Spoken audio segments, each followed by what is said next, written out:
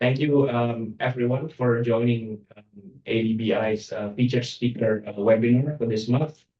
My name is Daniel Suradharma. I'm a research fellow at ADBI.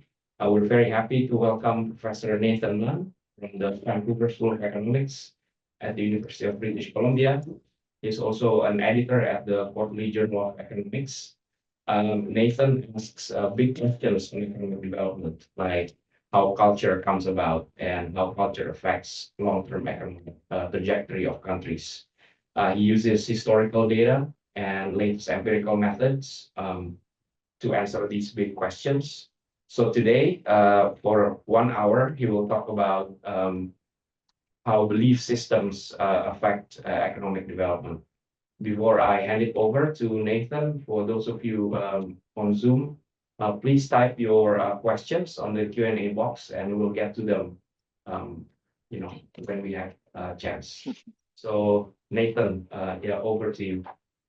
Great, thanks so much. It's great to be here. I'm going to share my screen and just one. Yeah, okay, perfect. Maybe I'll reduce that. Okay, perfect. Yeah. So yeah, it's great to virtually be with you guys. The talk I'm going to present today, or the paper I'm going to present today, is called Zero-Sum Environments: The Evolution of Effort Suppressing Beliefs in Economic Development. And it's with a bunch of co-authors: Augustin Bergeron, who's recently assistant professor at Harvard, Jean-Paul Carvalho, who's at Oxford, Joseph Henrich, who's at Harvard, myself, and Jonathan Weigel, who's at Berkeley. So the starting point of this paper, it's kind of something which is surprising when you start to think about it. It's that actually, if we think of the world around us today and also the world historically, that it's surprisingly common for there to be what I'll call, or what we call, demotivating beliefs. So these are beliefs or values held in the society where they try and curb or limit individual achievement and personal success. So one example is in Nordic countries, there's something called the law of Jante. And this is a series of laws that boil down to basically trying to teach people, don't think that you're better than everyone else. Don't try and be better than everyone else. In Australia and New Zealand, there's something called the tall poppy syndrome, where the idea is the tall poppy that sticks up has to get cut down or will get cut down. So individuals who succeed or do a lot better than everyone else will eventually be cut down. In Japan, there's something similar, not exactly the same, but there's the common phrase, the nail that sticks up will be hammered down, right? So somebody who's is exceptional or different than the group will be hammered down, which isn't a good thing. And then there's lots of beliefs like evil eye, witchcraft, envy, that if you're too successful, others can harm you through supernatural means or even just through jealousy. And so these all, it's a bit odd that these are so common, because you think in a typical econ model, that would limit effort, and we think effort leads to higher output, and that's a good thing, right? And in fact, actually, when people try and explain why did Western Europe rise and emerge as kind of the first industrialized part of the world, a lot of scholars have said it's because these demotivating beliefs broke down. And so McClellan calls these the need for achievement. So suddenly in Western Europe around 1700, there was something called an achievement that people started wanting to achieve: English individualism, Alan McFarlane; bourgeoisie, values, spirit of capitalism with Max Weber. And so that's kind of all has a spirit of suddenly it was okay to work hard and to earn profit, and that's what led to industrialization. So this has also been studied by an anthropologist named George Foster, and his view, this was in the 1960s, was, well, small-scale pre-industrial societies have these demotivating beliefs, but where does this come from? In his mind, where this came from was the fact that in these small-scale societies, everything is limited. So he calls this the image of limited good, that resources are fixed. So if one person does better, that comes at the expense of others. If I'm a farmer and I accumulate all this land, then that means there's less land for other people, right? Or if it's a polygynous society and I have a lot of wives, that means there's less wives for other people. So in these societies, the world is zero sum. And that's really, he studied Since and Mexico, and really through ethnographic work, tried to explain the link between these demotivating beliefs, particularly witchcraft, sharing norms, norms of redistribution, envy, and then the fact that the world is zero sum, right? And so what we're going to do in this paper is we're going to take these ideas and we're going to formalize them in a model. And we're going to basically formalize Foster's arguments, have a model of cultural evolution where these demotivating beliefs are endogenous. They emerge from the model in equilibrium, or they don't, we'll see. And then we're going to take the model to the data, looking at data from the Democratic Republic of Congo, where I've done field work for the last 10 years or so, or 10 or 11 years, and then also using World Values Survey data. We're going to measure some of these links between a zero-sum world, demotivating beliefs, and then economic outcomes. Okay. Okay, so I'll just jump into the model, assuming there's no questions at this point. Okay. So the model is, there's a population that's a continuum of mass 1. Time is continuous. And then individuals are going to be indexed in the notation here by their cultural belief, I, and I'll explain what that is, but that'll be their demotivating belief. And then each belief is this theta I, and it's going to lie between 0 and 1. And I'll explain exactly what that is. And the share of population that believes in theta I is going to be QI. Okay, so this is just notation. So the demotivating belief is theta I, QI is the proportion of the population, total population is 1, that believes in theta I. And then just this big vector Q is all of the prevalences of each specific belief. Okay, so this is just notation. Okay, so the interesting part. So individuals are going to be matched and they're going to produce in team production. So two people get together, and obviously this is stylized. The world isn't like this, but it's trying to capture some of these ideas. And they're going to each engage effort. And effort's going to generate output, which is A times X, and effort's X to the 1/2. It's just very simple math, very simple algebra. And then there's going to be a cost of effort, which is 1/2 X. These are all just chosen to make the math really easy. But the main issue here is production is going to consist of a series of tasks, so 0 to 1 tasks, and a fraction of those are going to be zero sum. In other words, the gain that I get if I exert effort comes at the expense of my partner for the fraction alpha of those tasks. Okay, so this is this image of limited good, or this zero sum world, right, that Foster was talking about. So you could assume alpha is a fraction of tasks, or you could assume it's the probability that all production is zero sum, right? And so, but it's some index of how zero sum is production in that society. So Foster kind of said alpha is 1, because in Since Mexico, everything was limited and it was zero sum. If one person had more land and produced more, someone else had to have had less land and produced less. Okay. So what does this mean? This is just very simply the production function. This is a production function of a type I individual for the fraction of tasks alpha. Then output is going to be AX to the 1/2. And so that's effort of I. But then there's going to be a loss that comes from the effort of your partner, in this case, J. Okay. And then with the fraction 1 minus alpha of the tasks, that's just a standard production function. Okay, so it's just augmenting a standard production function this way. Just to make this super clear, if alpha is 0, there's no zero sumness. This looks like a production function that we've all seen many times, right? If it's fully zero sum, it's going to be this, where its output is increasing in my effort, but then decreasing symmetrically in my partner's effort. And then something in between where this decrease in the partner is not quite as strong, okay? And this is going to be the more general case.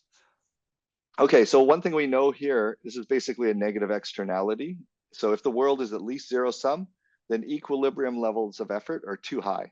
I'm not taking into account the fact that some of my gains come from my partner's expense. Okay, and if both I and J, both people in the pair, reduce their effort slightly, they would both be better off, right? So they could be Pareto improving, okay? And so what we're gonna do, so that all exists. but doesn't mean just because it's optimal for them in some sense to reduce their efforts, that's not the Nash equilibrium, right? The Nash equilibrium is they're going to have efforts that are too high. But we're going to allow for demotivating beliefs. So that's these beliefs that, oh, if I earn too much in society, people won't like me, or they'll be jealous and harm me, right? Or yeah. And so that's the tall poppy syndrome, envy, evil eye, etc. And we're going to assume a return to effort, a perceived return to effort that's lower by a fraction alpha. And this is this alpha I, which I talked about, and that's the demotivating belief. So that's going to enter here. This is going to be your true material payoffs, which is your output minus your cost. But you're going to perceive the returns to your effort to be lower. So it's only 1 minus theta I, right? And then this could be for lots of different reasons. You could put this theta I over on the costs. You could put the theta I over here. It'd be slightly different interpretations, but it's really to capture the benefit of effort is lower when there are these demotivating beliefs, right? So you might believe in witchcraft and others can harm you. And so if then you just solve for equilibrium effort, you'll get an expression that looks like this. So effort would otherwise just depend on A, but now it's going to depend on this demotivating belief. And the higher is the demotivating belief, the lower is effort. So that's going to be the one-shot Nash equilibrium. But then we'll see, how does theta evolve in a society where we allow culture to evolve? Okay. And so the one thing that we need to think about here, and which we allow for, is some degree of positive assortative matching. So that means if in this village, everyone believes in witchcraft, or everyone believes envy is a big issue, then people in the village are more likely to interact with one another. So you're more likely to interact with people of your own type. Okay. So this positive assortative matching means if I have demotivating beliefs, I'm going to interact with someone else with demotivating beliefs. So if you have communities, this will generate this, or even more generally networks, and then homophily, like-minded people tend to work together, that'll generate it as well, right? But we need some sense in which there are communities that exist. And then the evolution of the types is going to be a standard replicator dynamic, which is a type's population share is increasing in its fitness. In other words, the material payoffs that they receive, okay? And that was what I showed you previously. I'll show you this again. So it's their true material payoffs. Do you have enough food to feed yourself, basically? And then that'll affect the number of children you have. Do they survive? That sort of thing, okay? Okay, let me see here. And then this is the true material payoff, the perceived subjective payoff. And it's this that dictates, right, which cultural traits do better, right? So if a cultural trait has a higher true material payoff, then it'll tend to grow, right? If it has a lower, it'll tend to shrink, okay? Okay, so the first proposition, so I'll go through the propositions and I'll pause there. It'll be probably 20 minutes rather than 15, but I think it'll be a natural stopping time. So the first proposition is, in this model, it's going to be evolutionary. So culture is constantly evolving, but we can actually have a number of predictions. So that's after enough time, the belief, and this is the demotivating belief, theta star, is equal to sigma times alpha. Sigma was the amount of positive assortative matching.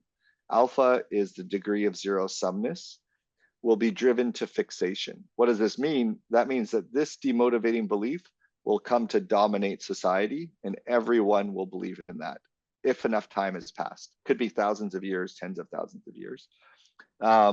The true demotivating belief, remember the accurate rational belief is that theta I is equal to 0. There's no bias. That's going to be driven to extinction, okay? So just in this very simple model, we'll get beliefs which are in some narrow sense irrational, right? Yeah, and obviously these beliefs, for theta star to be greater than 0, you need either there to be zero sum, a zero sum world, and some positive assortative matching, okay? And just intuitively, I'll talk more about this, but having accurate beliefs isn't the best thing because you have this negative externality. And these inaccurate beliefs, like beliefs in witchcraft, beliefs in jealousy of others, can help overcome that negative externality, okay? Okay, proposition 2 and this is very closely related to proposition 1. There's a demotivating belief, the theta star is equal to sigma times alpha, that maximizes material welfare. So if you looked in society and you asked people, what's your demotivating belief? Let's say you could measure it. And the person with a demotivating belief that was theta star would have the highest income. Then if people had stronger demotivating beliefs, they would have lower income. But also if they had weaker demotivating beliefs, they'd have lower income. So there's an optimal amount of bias in terms of your perception is one way to think of this, or an optimal amount of belief in witchcraft, for example. And then so deviations in either direction reduce material welfare, right? So the relationship between demotivating beliefs and income is hump shaped, right? And that's important thing here for a fixed degree of zero sumness. So given the environment, there's going to be an optimal amount of demotivating belief. Okay. So what about happiness? So subjective well-being, I don't know if I should go back, but this perceived subjective payoff. That's happiness, basically. How does that change with demotivating beliefs, right? Is this one here. It's everywhere declining. Remember, there was an optimal amount of demotivating belief, right, in terms of material welfare, and that's what drives cultural evolution. But in terms of people's happiness, the stronger your demotivating beliefs are, the lower is your happiness, right? And you can kind of, it's a bit subtle, but you can see this here because you're discounting your payoffs by a huge chunk. So the higher is theta, the less happy you're going to be, okay? So that's another prediction, okay? And so all of these predictions were about, let's hold theta constant, and then what happens, right? So for a given theta, if you have stronger demotivating beliefs, you're less happy, but there's this optimal level. And now we're going to think about, let's look across societies, and we're going to allow the degree of zero sumness to vary. Okay, before it was for a fixed degree of zero sumness, there's an optimal demotivating belief. Now some environments could be more zero sum. Some could look like Mexico. Some could look like an innovative society where there's knowledge creation and everyone can win, right, from innovation and economic growth. Okay, so again, looking across groups, as long as enough time has passed, the strength of demotivating beliefs is increasing in the degree of zero sumness. So if I showed you two different societies, one is very zero sum, they should have stronger demotivating beliefs, right? And that's basically what Foster was saying. He was saying Mexico's like this, industrialized countries are like this. This is very similar, basically in a more zero sum world, effort, right, is going to be lower, and material welfare is going to be lower. And so that's just a prediction, okay? So now recall there was, given a degree of zero sumness, there was an optimal amount of demotivating beliefs. But now what we're doing is we're changing the degree of zero sumness and saying if the world is more zero sum, people are going to exert less effort, they're going to be less well off, right? And so, and also they're going to be less happy as well, okay? And then the corollary of this is, because we know that zero sum affects demotivating beliefs, and then that lowers effort, material welfare, and subjective well-being. There's a prediction about the relationship between those as well. Okay, so that's basically the model. So I'll just pause there for if there's any questions or yeah, or anything at all. Yeah, so before I let Dil ask a question, for those of you in Zoom, please type your questions in the Q&A box and we'll get to them. So Dil, go ahead. Yeah, thank you. This is very interesting, and I think it's very true. I come from Bhutan, and we have seen this in South Asia. But my question is that you are saying that like over a period of time, like your demotivating belief tend to reduce because you're going to evolve, right? But then we also have seen cases and countries where the demotivating factors actually continues to increase, not only because of they tend to believe that their country is not going to do well, they are not the political system is going to push them down. So somehow I think did you take into account that? Because it's not always society is evolving in positive directions in terms of belief. Yeah. So this would tell you here, like if the world is more zero sum, your demotivating beliefs are going to increase. So imagine a society that goes into a recession, right? Or maybe a dictator takes over and there's economic stagnation.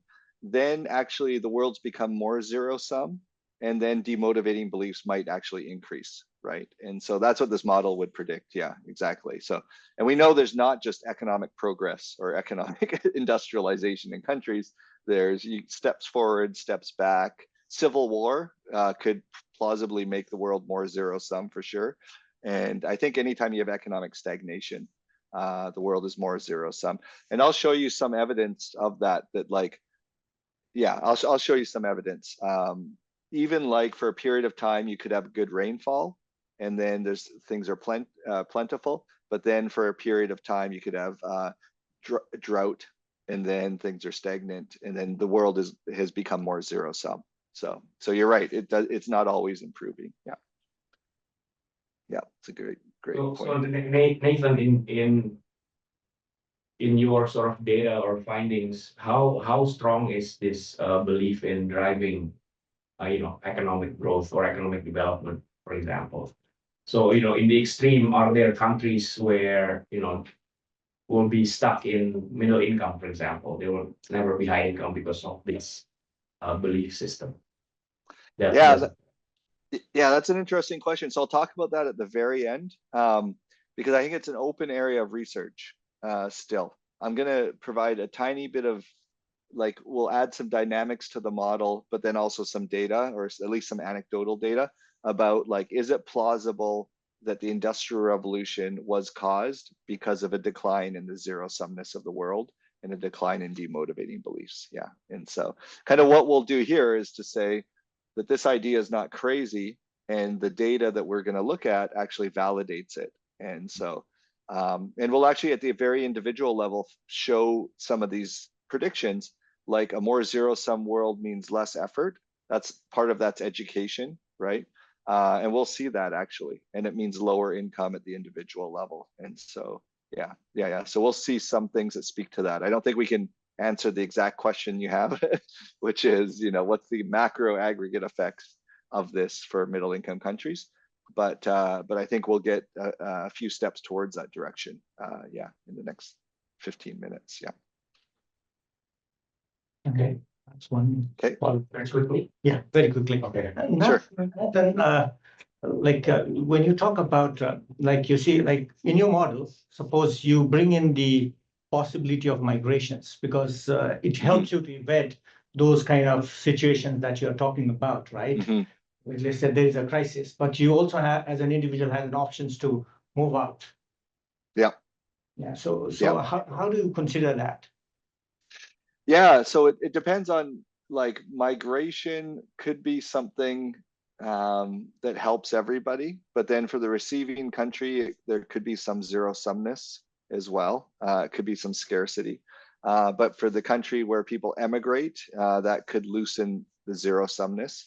And so Western Europe, the emigration that happened during the 18th century could have been beneficial along those lines. But also that's one mechanism behind, in the model, there's cultural evolution, that there's different villages have different thetas, different demotivating beliefs, and some will be more successful than the others, and they'll grow. And one mechanism that people have in mind is, well, if a village is more successful, people will migrate to that village. And that's how the population increases in the model. And so that's two different ways in which migration can enter. Yeah. So we'll let you continue. Okay, great. So now we'll get to the empirical stuff, and then we can think about about this. So there's two things we're looking at here. One is, like I said, field work that we have from the Congo. And so we were in there in the Democratic Republic of Congo, a city called Kananga, 2015. And we were really interested in this. So we piloted lots of stuff and tried to think about how do we measure how zero-sum the world is. So we have a smaller number of respondents, but we kind of have a richer set of measures. And then we got what we thought was okay, this is a reasonable way of measuring this. And then in 2019, we have a larger sample. We tried to replicate some of the results, and I'll show you that. And then we discovered actually that the World Values Survey has a question which is can be used to measure how zero-sum the world is, or zero-sum perceptions. And so we can actually do that for or use that data and have it for 250,000 people rather than just 1,000. So there's some of the predictions that we can test, particularly about the hump shape relationship between demotivating beliefs and income, and that sort of thing that we can also test. And so we'll do that. Okay. And then one thing to say is Foster really had the Democratic Republic of Congo in mind, like or societies like the Democratic Republic of Congo. And what we'll show is zero-sum thinking isn't isolated to small-scale societies. That was probably like some, I don't know, bias on the part of George Foster, who's from a Western European culture, thinking, oh, Western Europeans couldn't possibly have zero-sum thinking or have a zero-sum worldview. But we see in the data that's definitely the case, right? So this isn't just something that's pre-industrial. And so we'll look at that. Okay, so empirical challenges. First, identifying groups, K, in the sample is really difficult. The way we're going to think of this is we don't observe these groups, but we're picking a random sample of 200 people or 1,000 people from a city of about 1.5 million people. And so it's probably the case that in some sense, each individual is from a different group, right? And so we're just going to basically run analyses which are across individuals and then look at patterns that way. So in some sense, moving from the model to the data, we're moving from these groups K to the individual.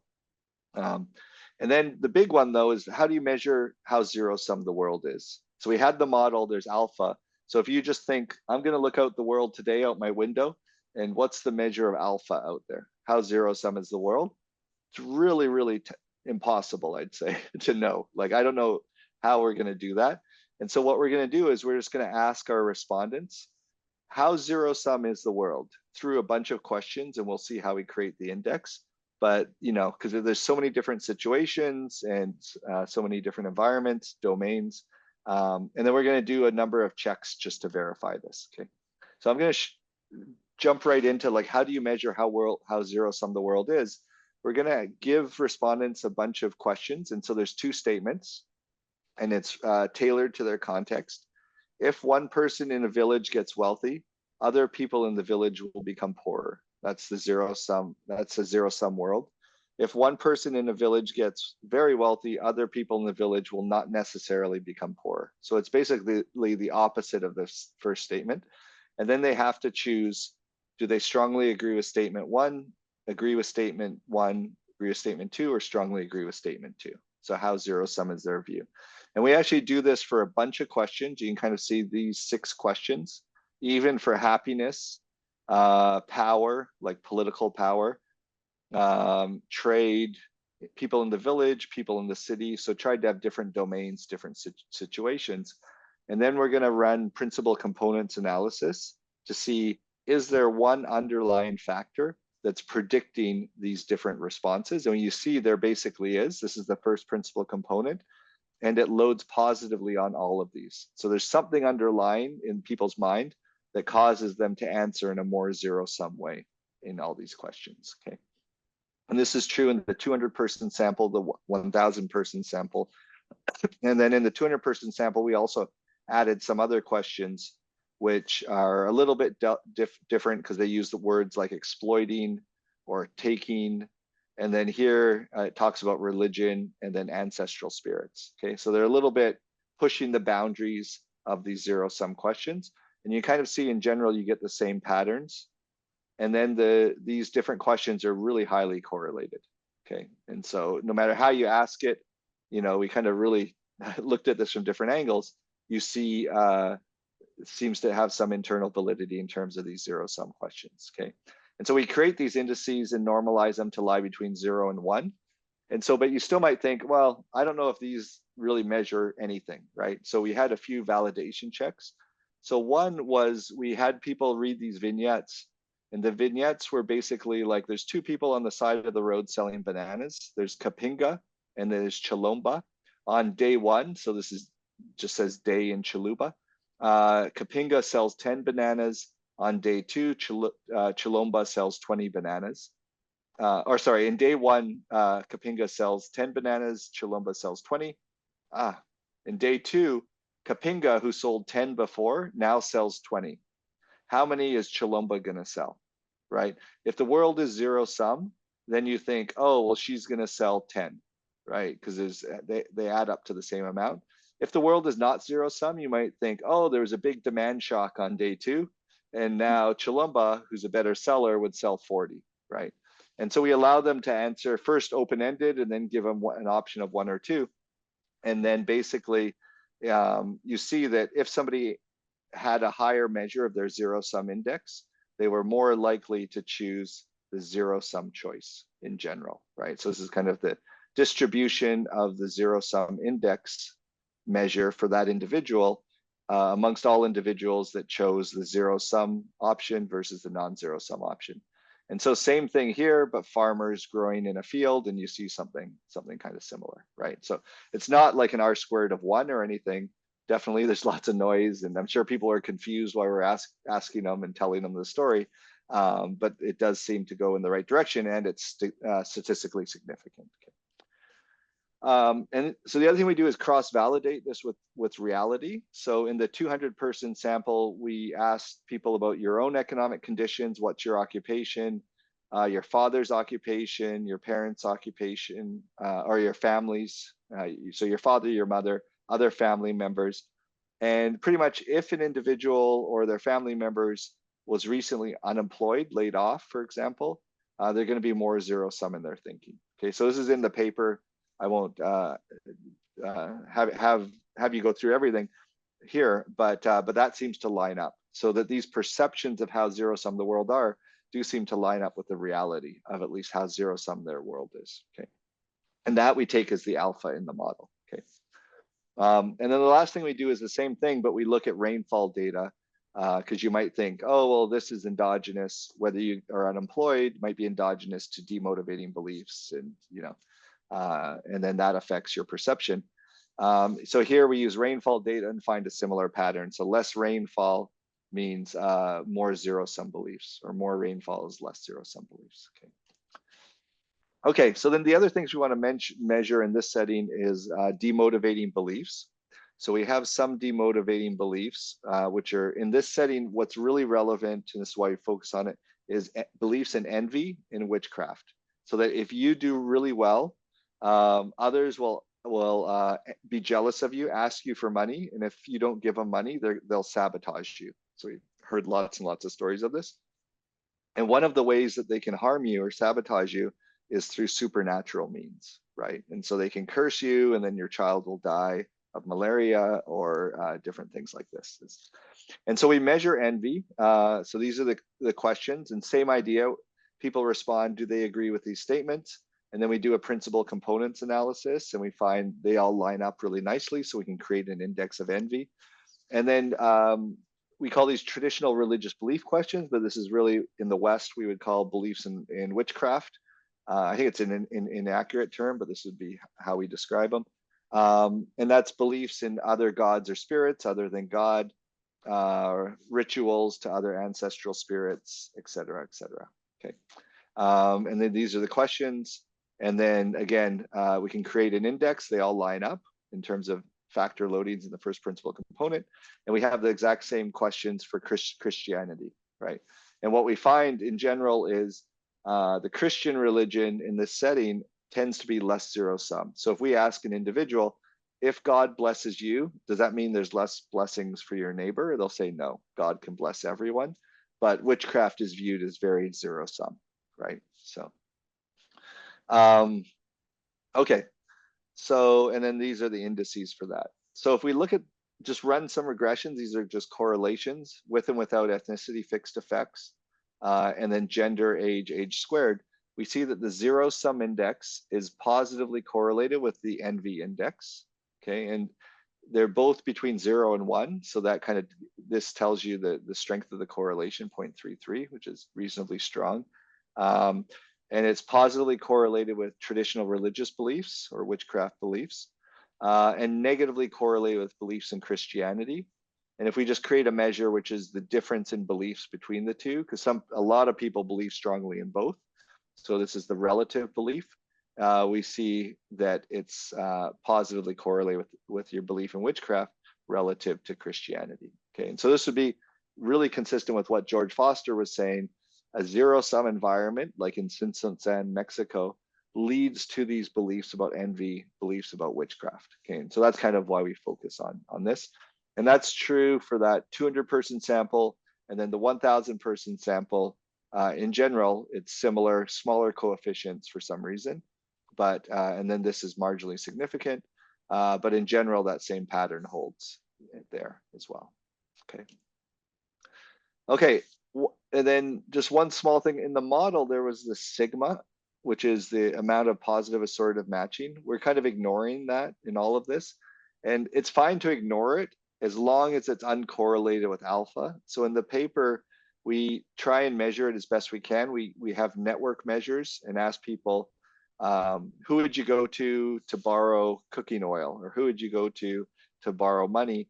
And they list all the people, and then we calculate the fraction who belong to their nuclear family, extended family, same church, same ethnicity, same religion, and then create a measure of a first principle component about how tight that network is. And that's a measure of arguably homophily and the sigma. So the main thing here is that alpha and sigma are uncorrelated, and that you can control for sigma in the regressions. And so that's if you're worried about that sigma, remember theta equals alpha times sigma, then it doesn't seem like that's biasing our estimates. Okay, I'll pause there, and then before talking about the World Values Survey estimates, and in case there's any questions about the DRC, the Congo. Yeah. So there's a question online from Ngawang Bendu, but this is about the model. He asked, okay, if the beliefs do not evolve over time, what does the model predict? If the beliefs, so the model would predict that the beliefs have to evolve over time. Well, it depends on what so if beliefs are not changing, right, then remember it must be we're in this steady state equilibrium where the beliefs, which is theta star, is equal to alpha times sigma, right? So that we've gotten to the steady state equilibrium, and everyone has that optimal demotivating belief. So I think if that's what he's asking, like if we see in the world beliefs don't change, what's going on? And then that must be it. Yeah, that everyone has the same belief, and it's the optimal belief, right? Yeah. Okay. Yeah. Another question is from Milan Thomas, and he's wondering if you can explain a little bit again why demotivating belief reduces happiness. Oh, why demotivating belief reduces happiness? Yeah, because demotivating belief means you're less happy. It's almost like tautological. You're less happy with success. That's the definition of demotivating belief. And why is that beneficial, or why does that emerge? Because if I'm less happy with success, I'll put in less effort. And if I put in less effort, that helps my partner. And my partner's putting in less effort, that helps me. But we're both less happy with with the amount of money we have, right? And so it improves material payoff because both of us are working a little less hard, taking from each other a little less. But the mechanism is we value effort less to some extent, or we value, individual achievement less. And that lower value is what makes people less happy. Okay. There's a counteracting force, of course, like, oh, I'm getting more income. There is a benefit, but it turns out that the direct cost, I'm discounting my happiness or my output, is outweighs the other indirect benefit. Yeah. But that's kind of the main intuition is I'm just less satisfied with whatever amount of money I have, because now I'm worried people are going to steal it, or others are thinking bad thoughts about me, things like that. So Raja here has a question. Thank you so much, Professor. So I just have one question. So I'm really trying to relate to this. So because the word that it's termed like demotivating belief, so it is more about like being individualistic. Like does it also define because for example, the example that you gave, like for example, you gave the example of Japan, the nail that sticks out gets hammered. So maybe it is like also the dimension of another thing that to look at is like a groupism, right? Or thinking more on the group. So do not try to deviate from the group thinking. So it can be more of like individualistic. Yeah. Right. Yeah, I think that's right. Like, I do agree that some people, maybe that our wording isn't the best because it sounds kind of negative. But it's also, but anyways, yeah. But like you could say individualistic. Don't care about individual success more than the success of your group, or even like at the family level. You should care about, the honor of the family or the well-being of the family, not just your own happiness, right? And so, yeah, that's Because exactly. Yeah. that will explain the happiness things, I think, that was coming on the floor. Yeah, Thank you. I think that's right. And there's lots of other examples like, well, we probably don't want to talk too long, but if we had more time, divorce. Divorce is something where it makes individually you really benefit, but the broader family might not. And I think exactly as you're saying, more collectivist societies, that's discouraged. And that's not about production. So it's not a great example, but I think it's along the lines of what you're thinking. Yeah, I think that's exactly right. So, yeah. So it's not saying like people who have demotivating beliefs are kind of lazy, don't work, but they're working in a particular way, right? And so in a way that has the community in mind, maybe, and not the individual. Yeah. Yeah, we don't have any more questions. Okay, so I'll continue. Okay, so now we have the World Values Survey. And so this is a bigger sample. We'll be able to test some of the other predictions, particularly about that hump shape relationship. And so there's a question here. It's wealth can grow, so there's enough for everyone. That's one statement. And then another statement is people can only get rich at the expense of others. So it's not the perfect question because it talks about economic growth. And ideally, you don't want that to kind of filter into the question. But it's not bad. And in another paper, we've kind of validated it with our own surveys. And so it's actually pretty highly correlated with the zero-sum questions I was showing you. So we can at least, use it and then see what do the patterns show.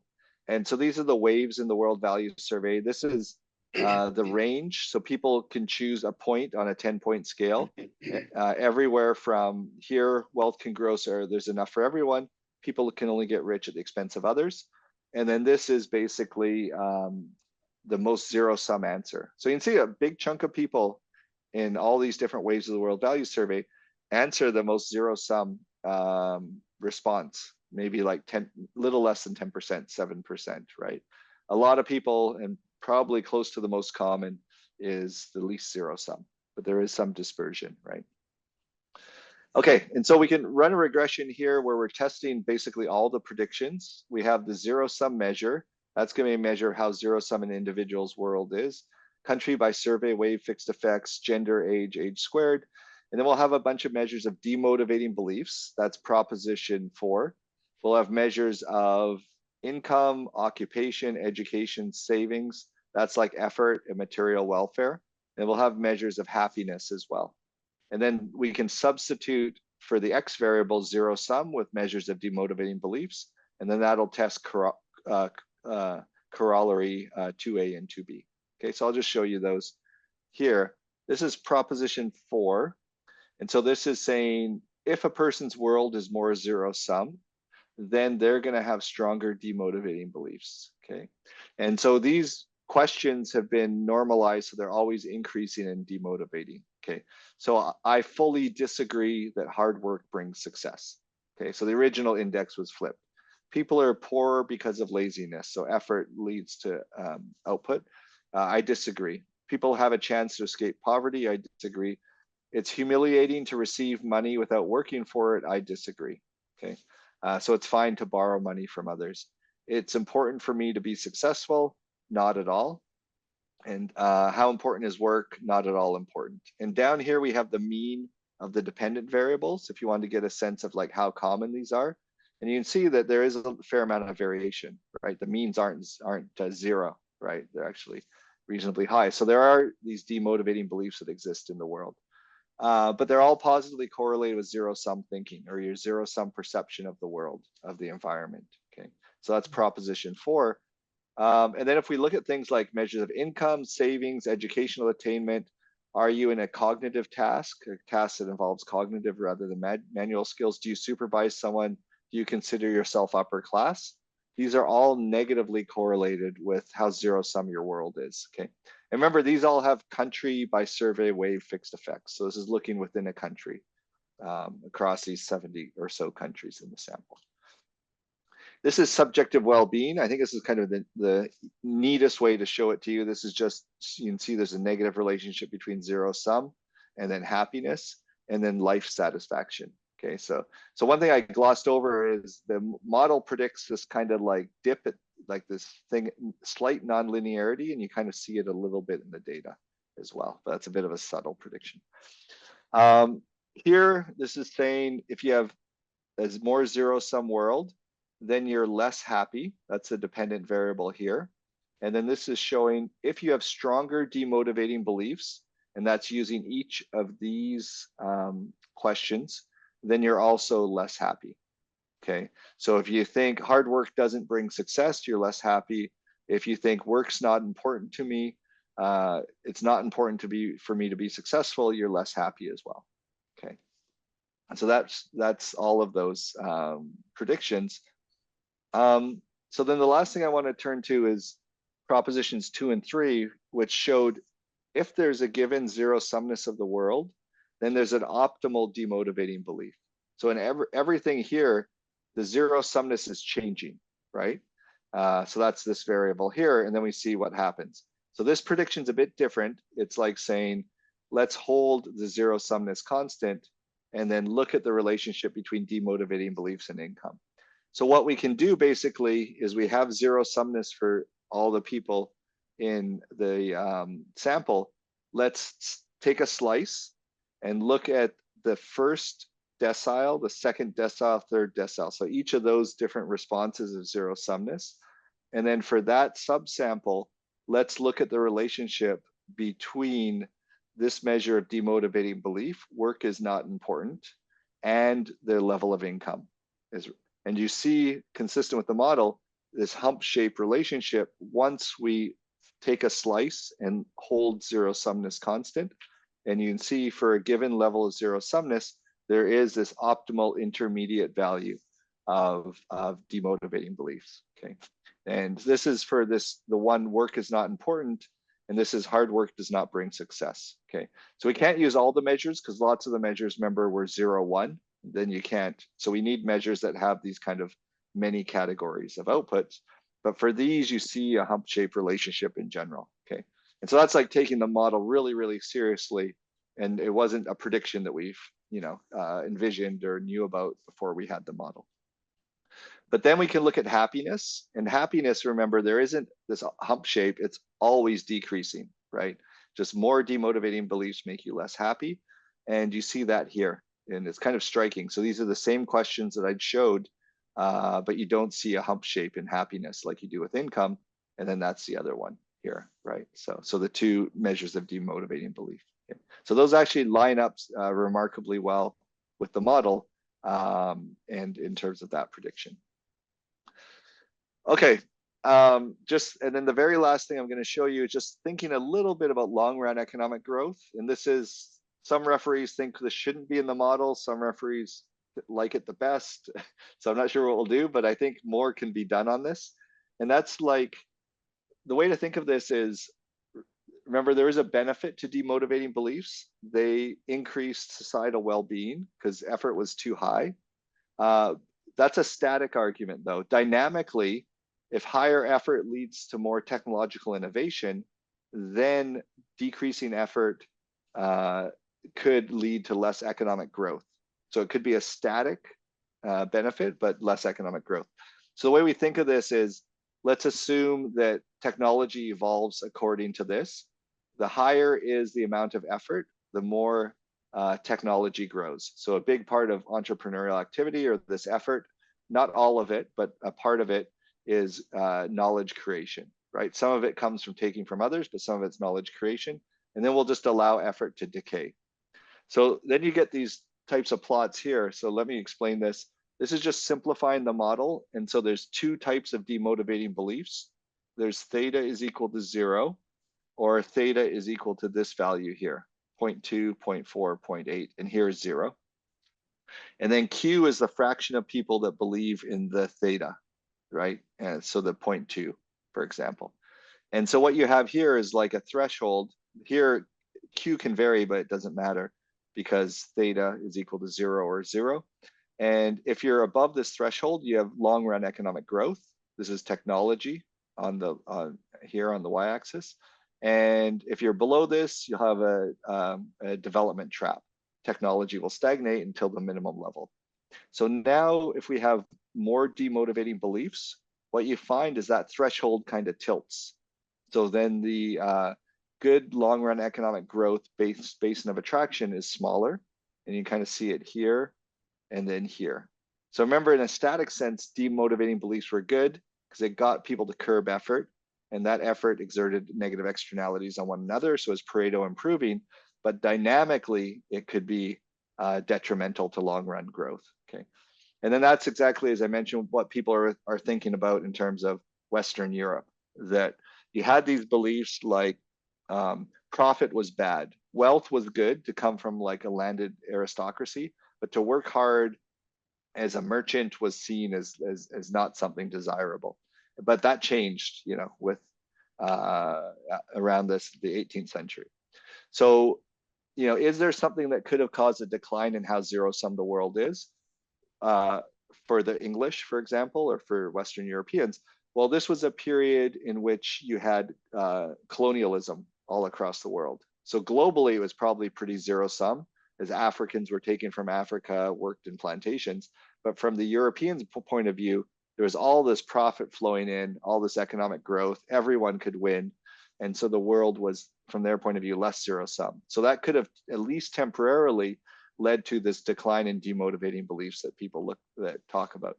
So this is just an example of, well, what happens if we're in a world that's 0.9 in terms of zero sumness, and then for temporarily we move to 0.5, and then we assume that society endogenously has the optimal demotivating belief. Okay, so it's just a way of looking at it.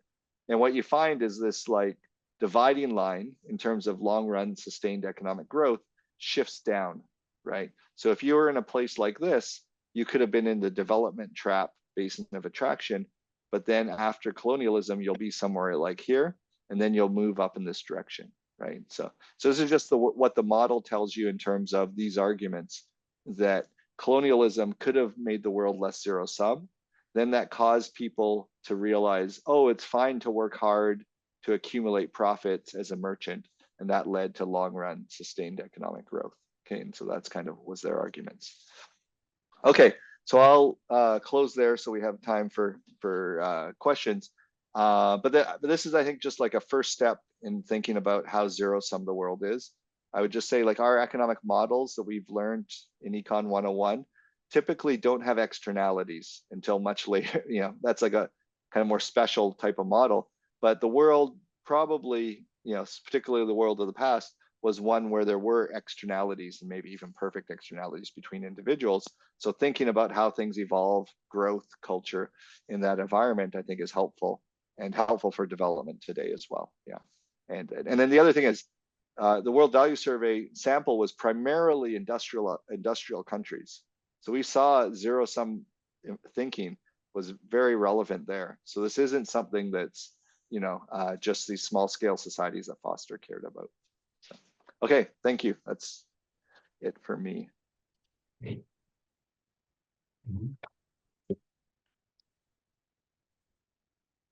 Great, thanks a lot, Dave. And so we have some questions online. I Sure. just want to pick some. So Sungun Lim has a question of whether zero sum beliefs may be formed differently depending on the type of crop in the pre-industrial agrarian society. So, for example, collectivistic rice farming cultures in Asia versus individualistic wheat farming cultures in the West may be related to the zero sum beliefs. What do you think about that? Yeah, I think that's really plausible. So the way to think of it is, or at least the way I would think of it is, in rice farming cultures, there's whether I flood my field and how I flood my field, if I take too much water, it affects others around me, right?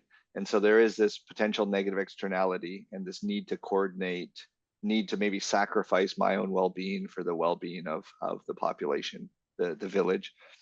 So that would be, I would think, a more zero-sum environment possibly. And then with wheat production, I just do things on my own.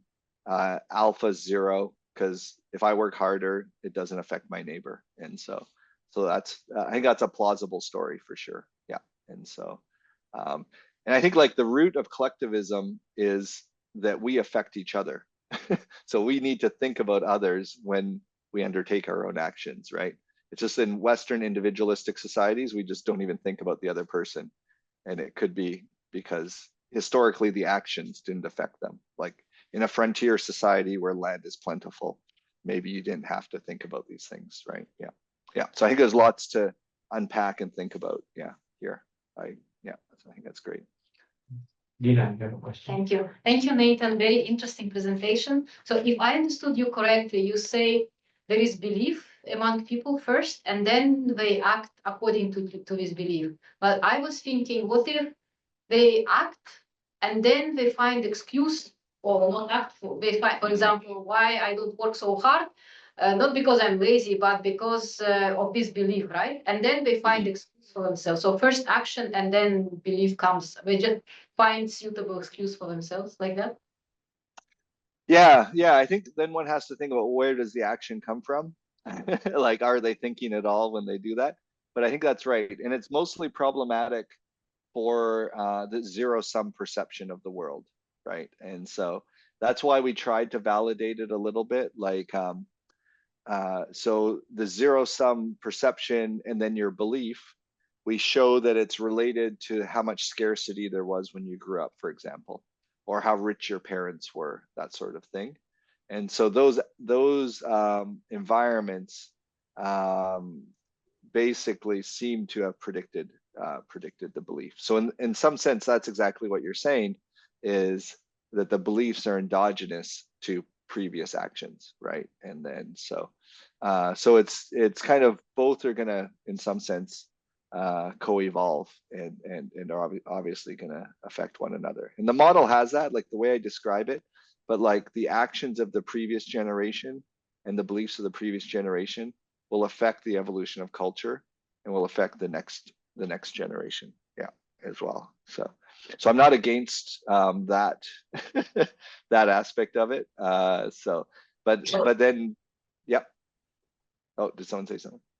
No, please finish Okay. what you were about to say. Yeah, and then but one does have to come back to exactly what I was saying at the beginning, is like you have to think about like where do actions come from then, right? And so you have to pin those down a little bit. And we usually think that it's because people are hyper rational, or but one would need to think about you know, where do actions come from? And then so like the closest, I think some of the referees are, I think, had similar questions. And then so one could, in an experiment, see if you could alter people's beliefs through priming, or maybe have them play a game, and then that changes their beliefs about how zero-sum the world is, or how not fruitful effort is, and then see, are their actions later affected by that change in belief? And so that would be one way to kind of get at your question. Is it really true that beliefs cause actions, right? And so, yeah. Does that make sense? Please. Oh, thank you very much, Nathan, for great presentation. My question is this. So how quickly can belief and perception evolve? Like 10 years, Generation X followed by Generation Z, like that? Yeah. Yeah. And how is evolution accelerating? Oh, that's a good question. So the second one, is evolution accelerating? Cultural change, there is some evidence that cultural change is accelerating. And people look at how language has been changing. I think the first study was using Google Ngrams, actually, and how language changes. It seems like it's been changing faster and faster. And when a new concept emerges, how quickly does it diffuse? And so there is some evidence that maybe culture changing faster. But that's very open. That's very, very open. But to answer the question, it's closer to, I do have another paper on zero-sum thinking and politics in the US. And there we can measure things on the shorter run horizon. Like if my parent was an immigrant, or if I was an immigrant, that affects my experiences. And then that affects my zero sum thinking, or my zero sum perception, whether I view the world as zero sum. And so we ask people stuff about them and their ancestors back 2 or 3 generations, so we can see what things affect their perceptions today, their zero sum perceptions, and it changes pretty quickly. Yeah, like if you are successful in life, you're going to have a less zero sum view of the world. Yeah, you definitely do that. Do see that, right? And so, and that comes back to the last question. Like that's for sure. Actions do affect your beliefs. Nobody wants, like, if you become wealthy, you don't want to think that, oh, that wealth was obtained by taking from others. So then suddenly you become less zero sum in your view of the world. And so, yeah, we see that. We definitely see that. And then the paper is interested in how does that affect your political attitudes? And so if you view the world as more zero sum, you believe there's more of a scope for redistribution. So it's very much like not witchcraft, but instead we have the government that redistributes, and you think that that's kind of a valid thing. So yeah, so so it's the other paper I have on my website about zero sum, and that'll give you some sense about shorter run dynamics and empirical evidence on that. So yeah. Okay, so unfortunately, we're already at the hour. So apologies to those whose questions we cannot ask or have Nathan respond to. But I would like to thank again Nathan Nunn for spending the hour with us. And Great. yeah, thank you everyone for joining us, and see you again in the next FSS. Thank you. Great. Thanks for having me. Yeah, thanks for, yeah, great questions. Amazing.